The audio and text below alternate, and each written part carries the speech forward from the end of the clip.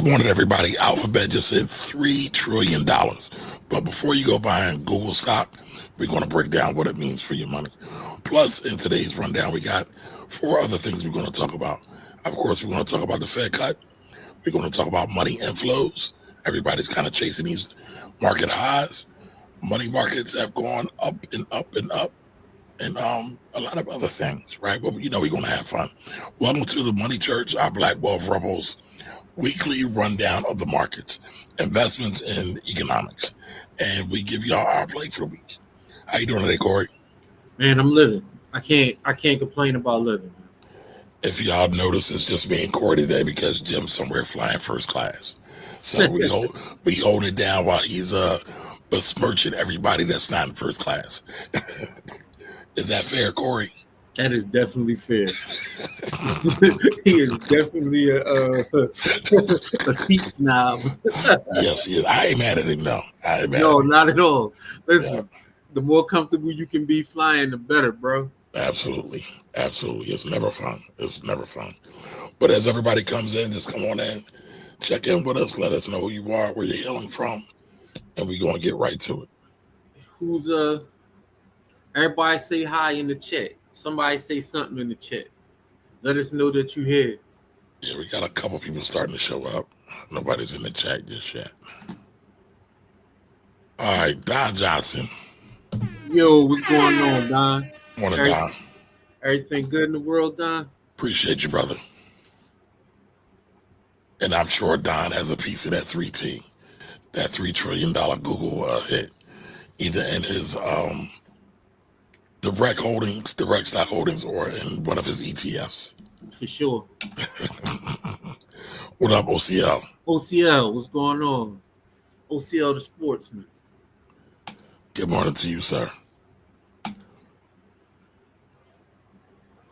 right, before we get going, y'all make sure y'all hit subscribe to our YouTube channel because we don't want y'all to miss any of these breakdowns we do every week. Oh, man, that's wild. All right, so Google is his largest individual holding. Congrats to you. Oh, yeah, it is. Hold on, let me get back to that. Oops, that's not what I wanted. Let me go find this. Oh, wow, I didn't even know that. I've never seen Don's portfolio. That was just a wild guess, y'all. I got absolutely no complaints. Google is my largest individual holding. All right. Congratulations to you. Makes sense, though. Good morning to you. So we know Don's probably following this joint. Oh, so yeah. He probably can school us on some of this. What's going on with Google? So let's talk about that. Do you have a slideshow, or we're just talking. Yeah, all right, we're just gonna run it down. All right, so let's talk about why this matters, right? So Google hits the 3 trillion mark, and with them hitting the 3 trillion mark, let's talk about a few of the reasons why 3 trillion matters. One, it just signifies that tech companies and AI companies are still on the rise and on the run. The deregulation is also helping because now they can get busy and shareholders feel a little bit more comfortable with that.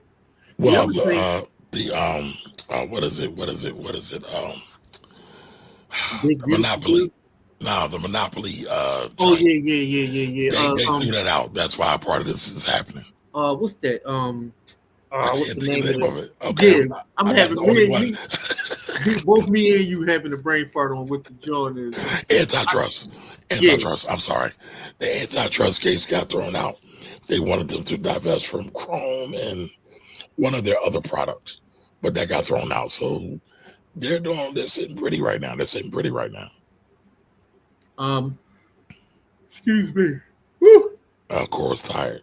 Yeah, man. You got other, NVIDIA. What you got? Apple, Microsoft. All of these companies is on a run. All your quantum companies. All of that stuff is on a big time run because of deregulation. Yeah, all of the data collection joints, Amazon, Walmart, uh, Google is the Amazon slash Walmart of data collection. Yeah, That's man. very accurate. So That's very accurate. what's crazy is as much information as all the other Facebook might have nearly as much as Google, but Google got it all, bro. They got all the info, like all of it. Excuse me. Woo. All right, just getting my life together. Are you struggling over there, Corey? You need a Yeah, nap. I'm on a struggle bus. So yeah, man. But I would. So what it means for your money, as a because we like to talk about what it means for your money. I would be cautious of the valuations. Um, at some point, it's going to get critical. I, not necessarily for Google, but for AI specifically. For the AI companies. Um, because at some point, everything that goes up either hits a plateau or comes down. I don't think we've nearly reached that point yet. Nowhere near. Nowhere near, but I would still be cautious of just running headfirst into anything without doing any kind of research. And I also think the beautiful thing about Google is that they have so many other investment portfolio holdings, like other companies that they Yeah, got. Like we call it Google, but technically it's Alphabet, Alphabet. right? And they got all these other holdings of the Alphabet. So I don't think they're going anywhere anytime No, soon. no, no. They're of my companies least likely to fail. They're probably number two. Okay, who's number one? Procter and Gamble. Okay, all right, I ain't mad at that. No Uh, Amazon? No Amazon? nah, Amazon. Well, because of AWS, I would put Amazon in my top five. If they didn't have AWS, I wouldn't put in anything that like that sells things. Eventually, they get replaced, Okay, right? but I So, just got an idea. So we got to do a show on this. Our top five companies least top least five least to fail. least to fail. Yeah, I just because of AWS, because so many things run on AWS, I would put them in my top five right now. Um, but the world changes, Real quick. right? All right, so yeah, so Google's a great investment, not investment advice, It is not but investment advice. I'm not sure if y'all fiduciaries do your own research. I love y'all, but you gotta do your own research. For me, let's be for me, Google would be a great investment. Um, Simply because unless government regulation does something terrible to them, they're nothing is going. The only thing that can stop these gigantic companies is government regulation. And right now, the government doesn't seem keen on regulating that heavy. So they're in a good position right now. I mean, they might get in trouble if they hire like Jimmy Kimmel and the FCC gives them flack, Yeah, something like that. yeah. But no, they good. Unless they do something real dumb, and you know, and get on the bad side of the government, they sitting pretty. Speaking of the government, Fed cut rates. Yes, Fed cut sir. the Fed cut by 0.25, which is a signifier. That was the expected cut, so the market didn't go crazy, but it also didn't take a dip into hell, because if they would have said no cut, the market would have took a dip into absolute chaos. And so they did the expected cut. The new range is 4 to 4.25.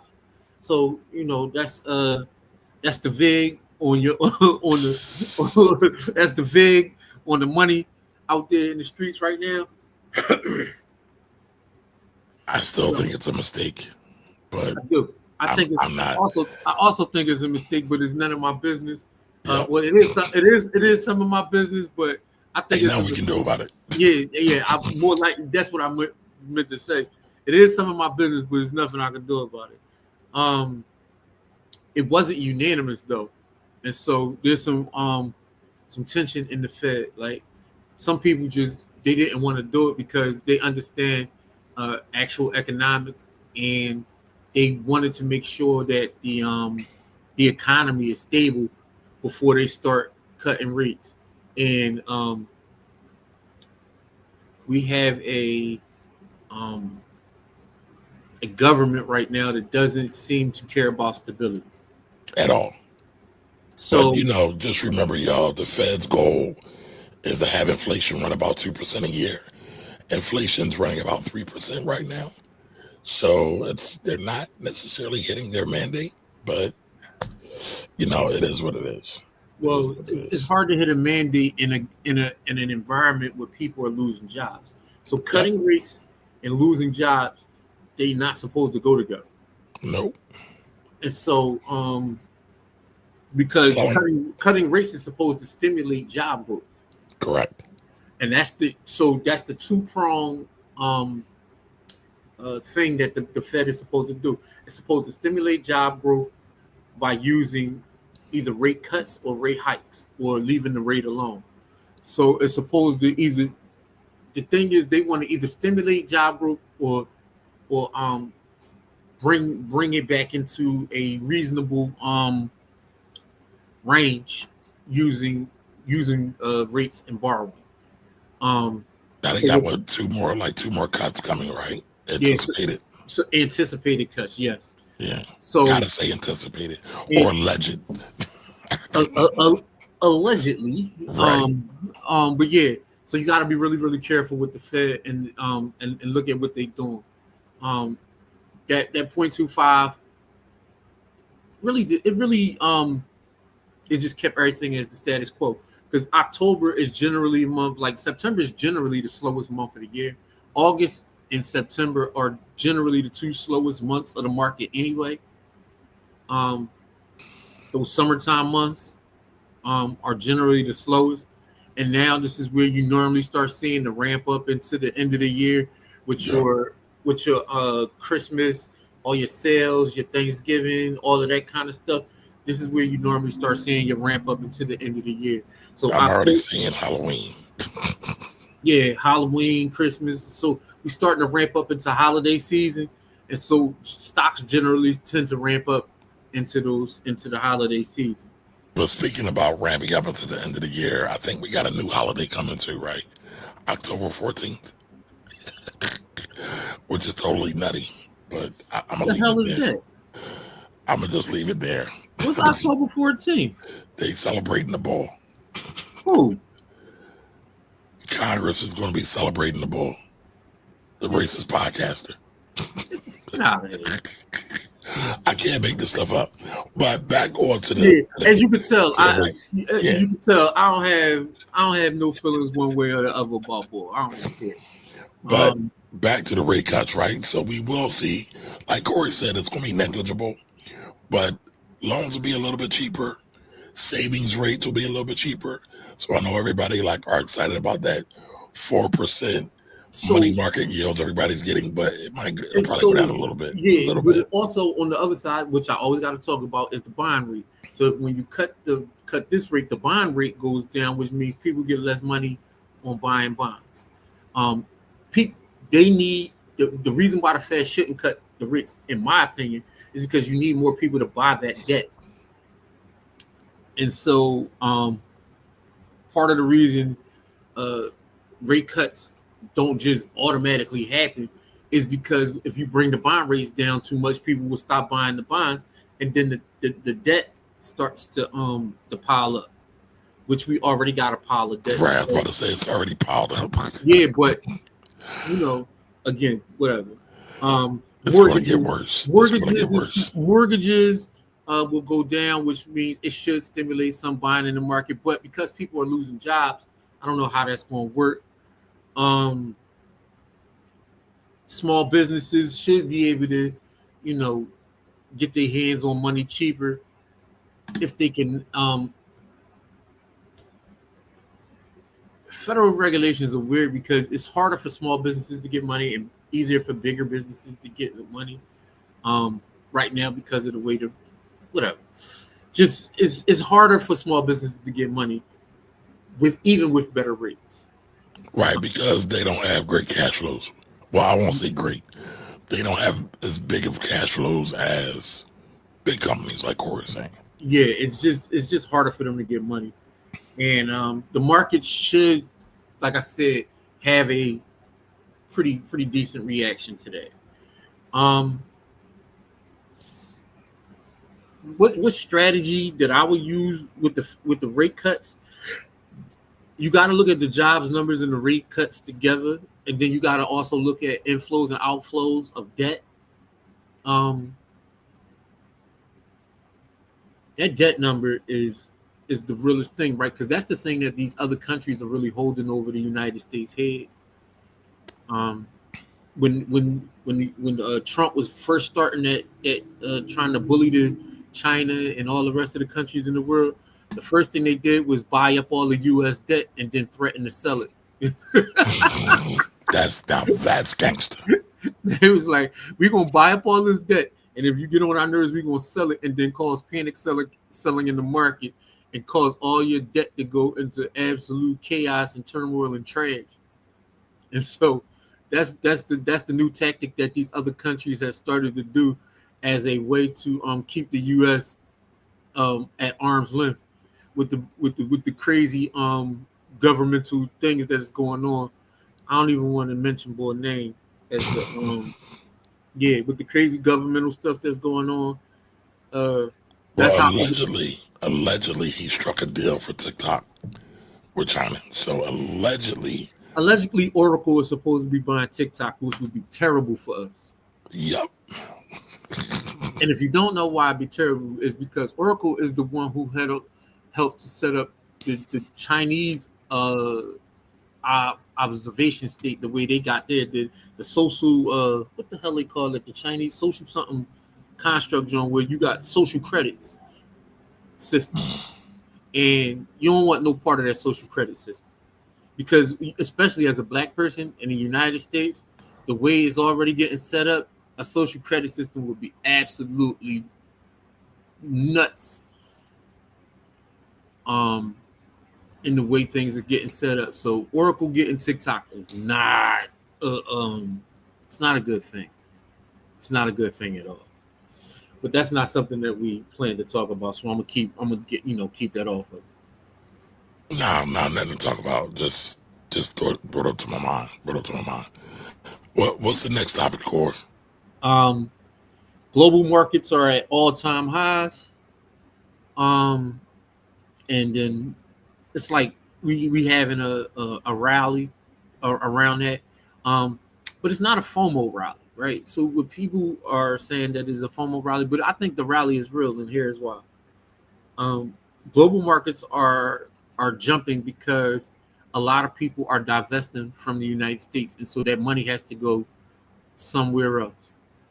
And so you had a lot of people putting their money, like gold is at near all time highs. The You got Nasdaq, the the S&P. Nasdaq, yeah, S&P 500. All of these things are all at all time high, which is why I was saying in the first segment to watch evaluations on these companies, because um, their PE ratios compared um, to the valuations that they have is so busted right now. Like it's so out of control. Like companies is being valued at 400, 500% of what their PE ratio is, which is absolutely sickening. Um, which which says that a lot of these companies are super overinflated. When you, I used to think that in the old world, when companies would get overinflated like that, the market would drag them down. What And then, comes up must go down. but in this new market of the market can only go up. Um, For now. yeah, and for the right now, I don't know what it means for these new markets because the system has changed a little bit. It hasn't changed so much that all of the fundamentals are out, but the fundamentals like PE ratios and all that stuff, man, you can damn near throw that out the water, man, because companies are just out here doing whatever, and they getting these large valuations and haven't made a dollar, or even haven't made money. Their valuations is 5 and 6 times what they should be. So just be very, very wary of that. Um, Also, remember that the market is forward thinking, right? So they're trying to. The market is generally 6 months ahead of what the economy is doing. So with the market going up, it's trying to say that we might be looking at a pretty good market in the next 6 to 8 months, um, if nothing crazy happens, which could possibly happen. Because, like I said, this current government doesn't like stability, and if it did, the market would actually be shooting out of control right now. Um, the thing that has also brought stability to the market is that the tariffs um, are more stable. People know what they are now, and they can start to plan around what is happening with the tariffs. And so, unless bull go crazy again and start changing up the numbers on the tariffs, the market likes stability. As soon as they figured out that they could be stable and they know what the tariff situation is, and they know where they can get their money inflows in and out, and how to work around that, they good. You know what I mean? But you never know what the bull going to do. So Now, Core, I just looked up some PE ratio, price to earning ratios. Tesla's PE ratio is bananas. Now, the S&P 500 PE ratio is only like 28 right now. So, like, when you judge that against everything else, you are absolutely right. It's a lot of stuff going crazy out here. yeah, Amazon is like 34, 35. Nvidia is through the roof, almost up like 50. So yeah, a lot of stuff. It's getting weird out of here. Getting weird out of here. yeah, man. Like, if just be careful with your money. Looking at global markets. I probably would start looking into global markets. Like I said, there's a lot of people. Two things that's happening: people are divesting from the dollar, and they are moving into global markets because they know that even though the U.S. will be a power for the next 20 or 30 years, by the time this divestment situation is over, you want to already have your money sitting. You don't want to just be going in when it happens. You want to have your money already there sitting. So I would start looking into some things in the global markets. Whatever you can research and whatever you like in the global market, I'm not giving you no hints and no clues. You do your own research. But whatever you like in the global markets, I would get my money there and park it there now. I mean, but a great way to do that is just get an ETF, right? I mean, it is. It's a lot of ETFs out there, but some people like to do other things. So I'm not telling you, I'm not like I'm an expert on what I study. And so I ain't nobody's expert on what they like, but I would get some money into the global markets. Because Gotcha. because my thing is if big companies and all of these other companies are getting into the global markets, that's where the money is going to be going. You got to follow where the money is going. And so, not that the money isn't coming here, but it's not coming here at the rate that it once was. And so you gotta look at where some of that other outflow of money is going, and it's going into the global markets. That's why they are at all-time highs. Right, right. And part of that is because, what, like you said, it's all-time highs. But like you said earlier, they reported like $43 billion has flown out of equity funds Yep. last week. But we got all-time highs, so that's crazy. That's crazy. Yeah. So that's a crazy juxtaposition. Money flowing out of money markets, but the market going to an all-time high, which is absolutely crazy.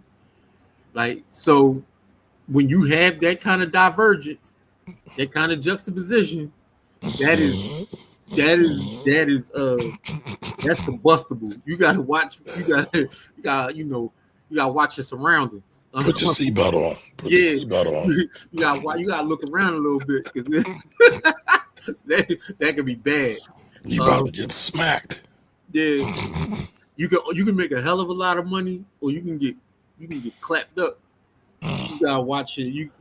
Watch your surroundings. Put your body armor on in your and protect your neck. So with all these all-time highs, right? I got a question for you and the audience. Okay. Do you think now is a good time to pull profits, or just ride the rally?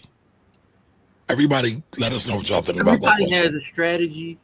I personally am not pulling any profits because um, I'm looking at I'm dollar cost averaging into the things that I believe in.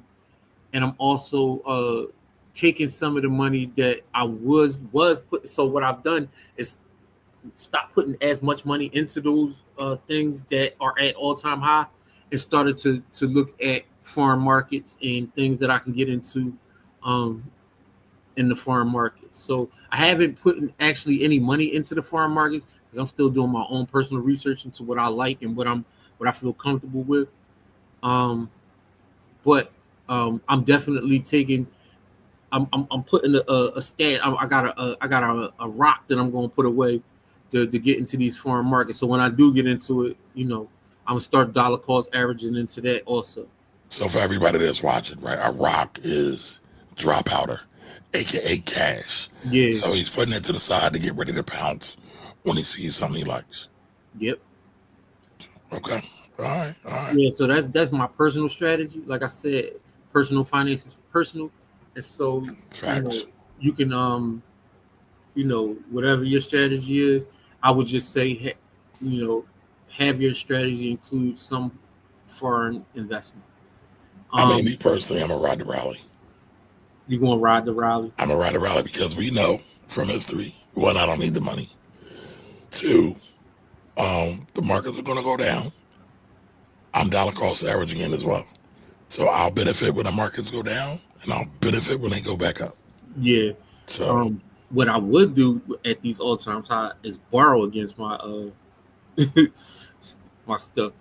At with the rates going down and the markets going up, I would actually borrow against my investment. and so I want to say thank you, Corey. I literally just got the approval last night because I'm borrowed against some of my investments to do some real estate work. That finally came through. It was dragging me through the record, but it's done. It's done.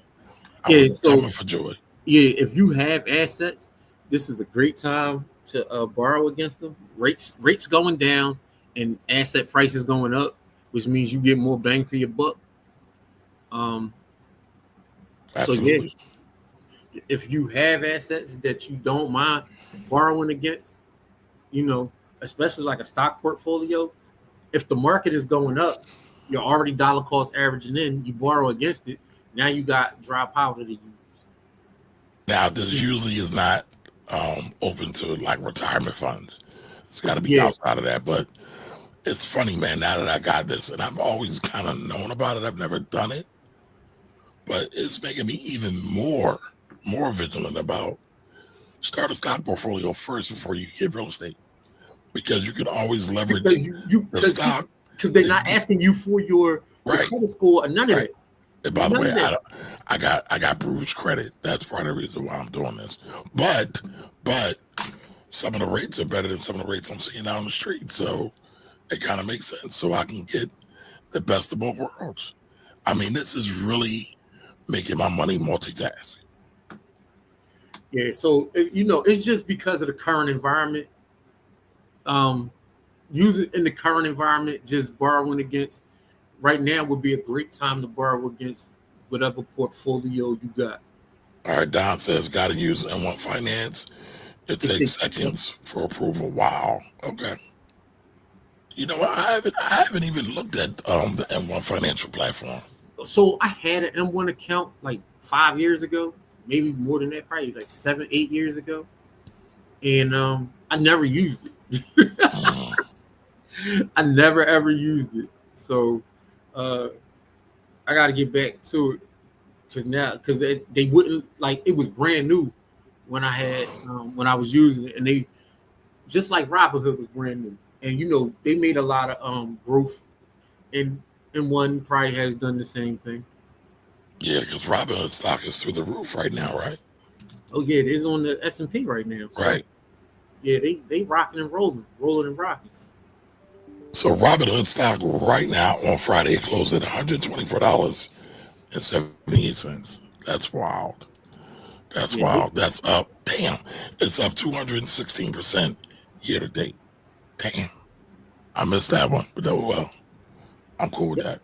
I'm yeah. cool with that. So Can't catch them all.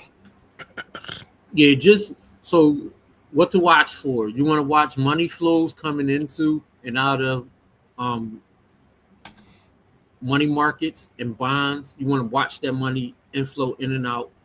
Where do you watch that at? You can go to the what's that Fed? Damn, the Federal Reserve website. I forget the name of the federal, but you can watch the info. Fred, I think it's Fred. That's Fred, but there's the actual Fed Reserve Okay. website. You can also Fred, FRED, all capitals, in the actual Federal Reserve website. You can watch the money inflows in and out. The Federal Reserve actually has the Federal Reserve banks each also have websites. Yes, If you want to get down and dirty in the mud and see their individual OFR, financialresearch.gov. That's the money market fund monitor. Yeah. So just, some resources if you want to go check money inflows and out. If you want also something to watch is the Forex market. The Forex market tells you about, what's gaining and losing against the dollar.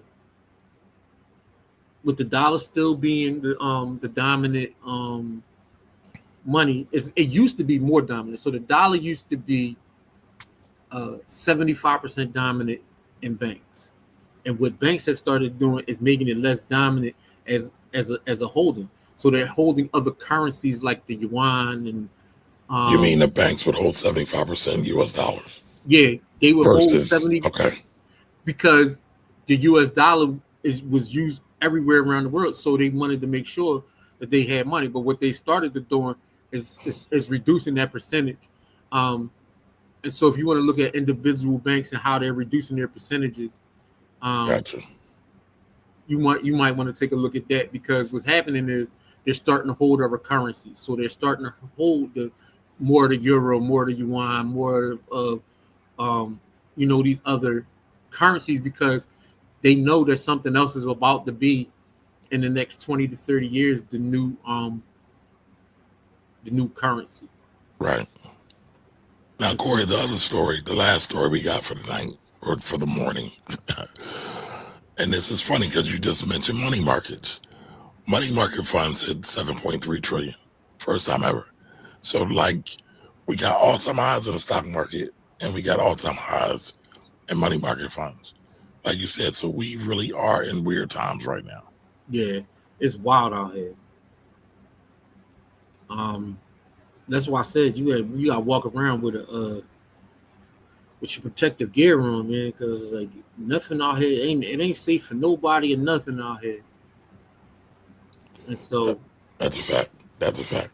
But there are ways to take advantage of it, and I just told y'all a few ways to do it.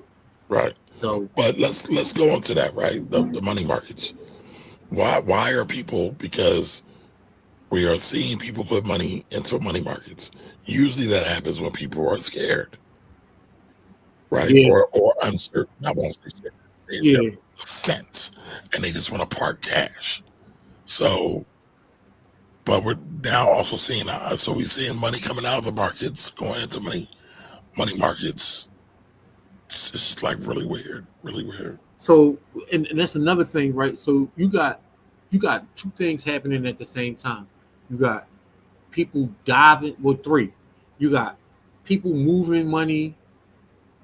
You got people that's diving headfirst into the markets, and then you got some people that's putting their money to the side on some dry powder, trying to figure out which way everything gonna go. Right. So you got all of these three things happening at the same time, and normally all three of those things don't happen at the same time. Usually, when one thing happens, the others don't happen. But all three are happening at the same time. It's because of the uncertainty in the U.S. market. The U.S. uncertainty is causing world markets to be wild. Facts. I mean, because to your point, the market is an auction-based system. So more demand usually means higher prices. So more money into the market usually pushes higher prices. But we're seeing money come out of the market, and we're still seeing higher prices. absolutely nuts. So Yeah, like I said, that's a combustible recipe. right, So right. be very, very careful out here watching that.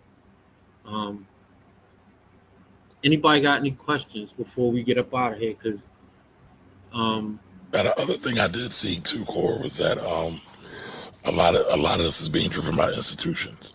So a lot of institutions are parking money because they really want to see what's going to happen with the Fed rate cuts. We yeah, know we got the quarter rate now, but they want to see what happens for the rest of the year and to the first quarter of next year.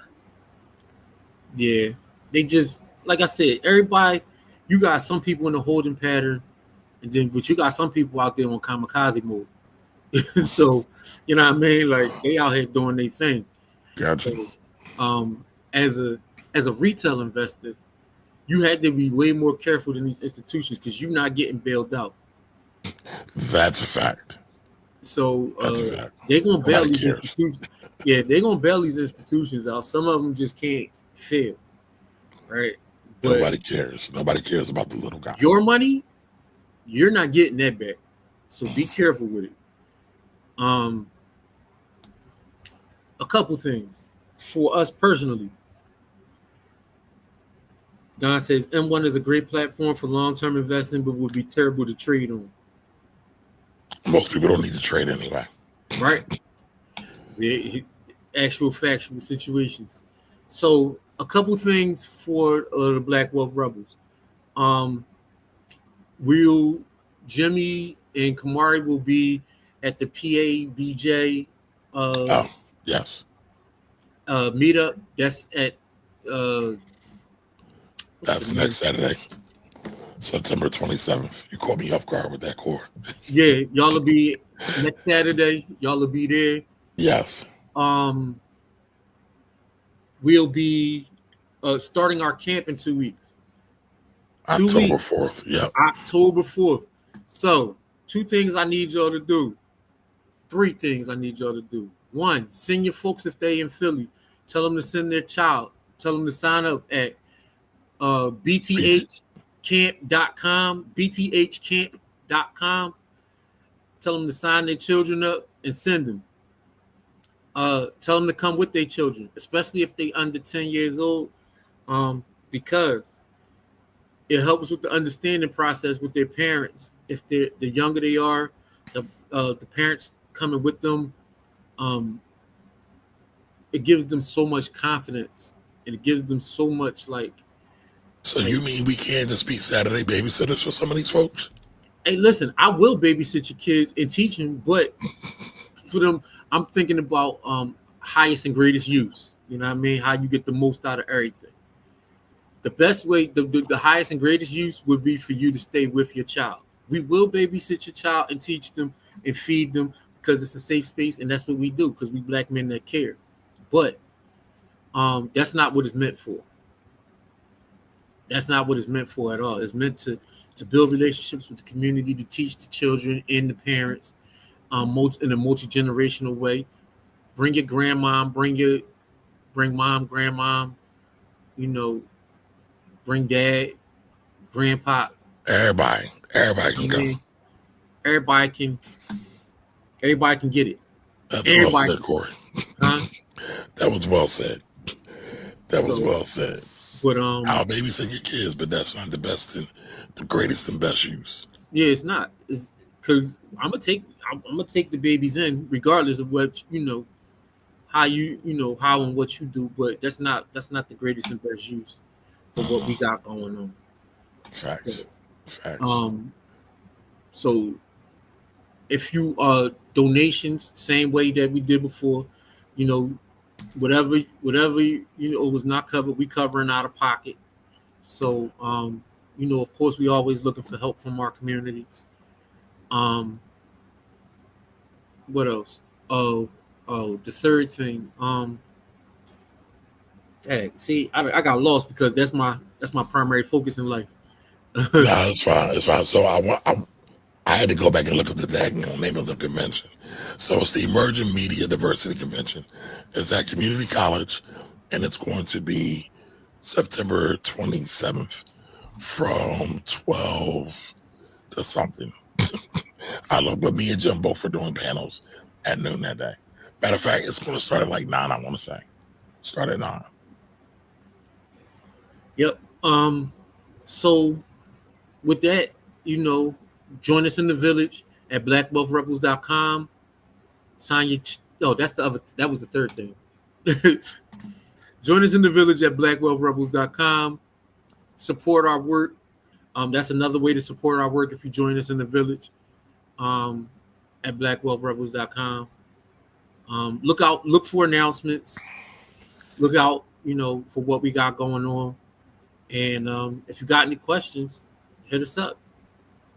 And just real quick, 5 takeaways, right? Big tech is flexing.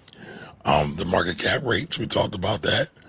Market outflows are happening, right? Markets are also hitting all-time highs, and cash is starting to pile up. So make sure you factor all those things as you're thinking about money throughout the week, y'all. So we appreciate y'all. See y'all on Wednesday. Well, might not be Wednesday. See y'all next Friday. See y'all next Friday, y'all. Y'all have a great day.